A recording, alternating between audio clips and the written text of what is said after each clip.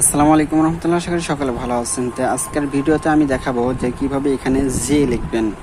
তো এখানে দেখুন কিন্তু আমি কিন্তু অনেক কিছু লিখেছি, যে ডিজাইন তুলছি, কিভাবে সুতা তুলছি, এস কিভাবে লিখছি, সি কিভাবে লিখছি।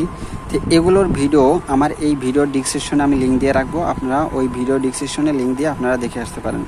তো চলেন যে আজকে আমি কিভাবে জি লিখবো এটা আমি আপনাদেরকে দেখাবো।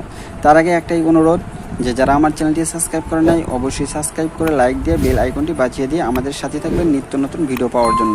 আর যারা সাবস্ক্রাইব করছেন তাদেরকে অসংখ্য অসংখ্য ধন্যবাদ। তো চলেন যাই আজকে আমি শুরু করি। তো দেখেন আমি এখানে সর্বপ্রথম 5টা সুতো বাদ দিব। 5টার পরে যে সুতোটা আমি 5টার পরে আমি একটা সুতো নীল সুতোর নিচ দিয়ে দিব।